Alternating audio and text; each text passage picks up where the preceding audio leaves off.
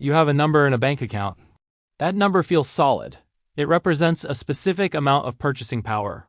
If the number is 10,000, you can buy things worth 10,000. If it's 100, you can buy things worth 100. The number is a fact. It feels like a possession, like a digital stack of currency that belongs to you, sitting in a secure vault waiting for your instruction.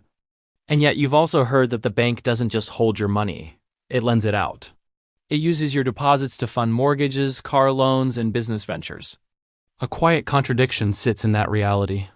If the money is in your account, available for you to spend at any moment, how can it also be somewhere else, being used by someone else? If you and 1,000 other customers decided to withdraw all your money at once, you know intuitively that the bank would not be able to fulfill the request. So, what is that number in your account? What does it actually represent, if not a simple pile of your own money? Most of us are taught to think of money as an object, a thing we earn, possess, and spend. In this view, the economy is a giant container of these things, these dollars or euros or yen. When you work, some of these objects are moved from your employer's pile to yours. When you buy groceries, you move some of your objects to the supermarket's pile. Wealth in this model is simply the accumulation of a very large pile of these objects. Saving is the act of not spending your objects. Debt is owing someone else objects you don't yet have. This mental model is simple, intuitive, and for most daily purposes, it works perfectly well. It allows us to function, to plan, to transact. It feels true because on a personal level, our experience confirms it every single day. But that explanation doesn't fully account for the system's behavior. It doesn't explain where new money comes from on a larger scale. It doesn't explain inflation in a satisfying way beyond simply saying prices go up. And it certainly doesn't explain that contradiction of your money being in two places at once. The idea of money as a simple, tangible object is incomplete. Over time and at scale, the system behaves in a way that this model cannot predict. The reality is that money, especially the money we use every day, is not a thing, it's a promise. It's a ledger entry. It's a system of interlocking IOUs. Let's slow this down. When you deposit $100 into your bank account, you are not storing your property. You are making a loan to the bank. You have exchanged your $100 of physical cash or a digital transfer from another bank for a promise from your bank to pay you back $100 on demand. The number you see in your account, $100, is not your money. It is your bank's liability. It is a record of their debt to you. This is the first fundamental shift in understanding. Your bank account is not a storage box. It is a creditor-debtor relationship. You are the creditor. The bank is the debtor. Now, what does the bank do with the money you lent it? Its business model is to not let that money sit idle. Banking regulations require it to keep a certain fraction of its deposits in reserve. Let's say 10% or $10. This is for handling daily withdrawals and transactions. But the other $90? The bank is incentivized to lend it out. A borrower comes to the bank for a $90 loan. The bank approves it. It does not hand the borrower a bag of cash. Instead, it simply creates a new deposit in the borrower's account. An account that now reads $90,000. This is the critical moment. Stop and consider what has just happened. You, the original depositor, still have an account that says $100. You believe you have $100 you can spend. The borrower now has an account that says $90. They believe they have $90 they can spend. Before this loan, there was only $100 of spendable claims in the system. Now there are 190. 90 new dollars, 90 new units of purchasing power have been created out of thin air.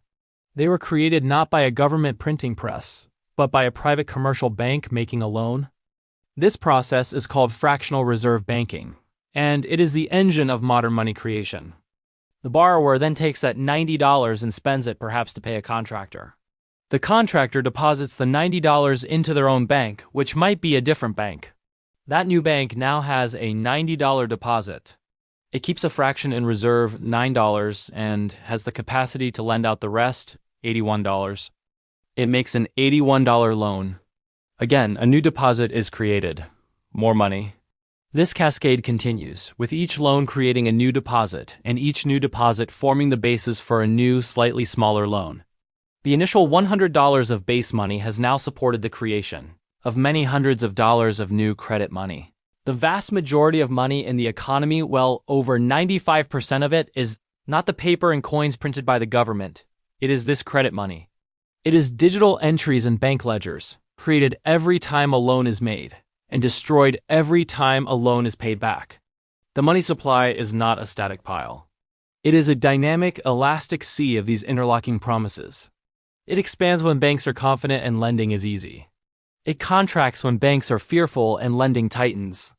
So what is the role of the government or the central bank, like the Federal Reserve? They don't control the money supply directly. They influence it. The central bank is the bank for the banks. It sets the rules of the game. Its primary tool is the interest rate. Think of the interest rate as the price of creating new money. When the central bank lowers interest rates, it becomes cheaper for commercial banks to borrow from each other and from the central bank itself. This encourages them to lend more freely, at lower rates, to the public. More loans mean more deposits are created. The money supply expands. When the central bank raises interest rates, the opposite happens. It becomes more expensive for banks to operate. They become more cautious. They charge higher interest on loans. Fewer people and businesses borrow. Fewer loans mean less money creation. If loan repayments outpace new loan creation, the money supply actually shrinks. This is what is happening when you hear news about the Fed. They are not opening a valve on a printing press. They are adjusting the cost of creating credit throughout the entire banking system, trying to encourage or discourage the creation of those promises that we all use as money. Now let's return to that original, common belief. The idea that money is an object you possess. It makes perfect sense why we believe this. From the perspective of an individual, money does behave like an object. Your personal experience is contained. You receive a deposit, your number goes up. You swipe your card, your number goes down. The vast, complex machinery of credit creation happening in the background is completely invisible. Your daily reality is a simplified user interface for an incredibly complex system. The interface works so well that we mistake it for the system itself. We mistake the map for the territory. The belief that money is a thing isn't wrong because it's foolish. It's just an incomplete picture. It's the view from the ground floor of a skyscraper. You can see the street, the cars, the people passing by, and it all makes sense.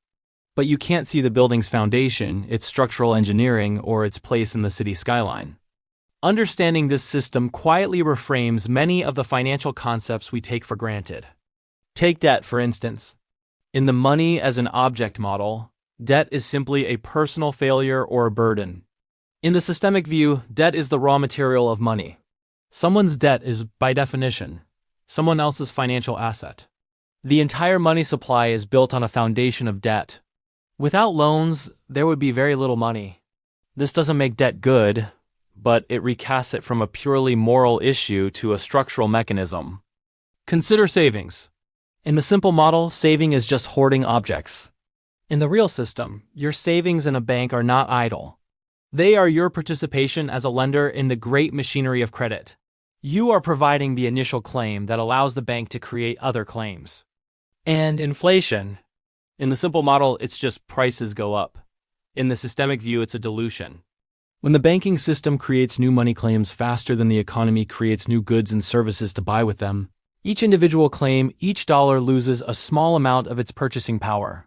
There are more claims chasing the same amount of stuff. Finally, wealth. Great wealth is not a massive pile of digital coins in a vault. It is a massive claim on the future production of the economy. It is owning the systems, the businesses, the real estate, the assets that other people use and pay for with the credit money created by the banking system. Nothing about your bank account has changed. The number is still there. It works the same way it did yesterday. You don't need to do anything differently. But your understanding of what that number represents is no longer the same. It is not a static object in a box.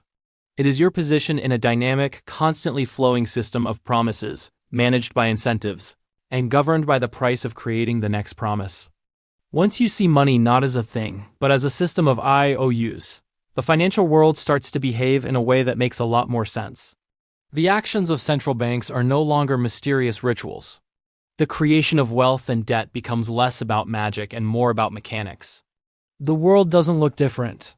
but your understanding of its operating system does.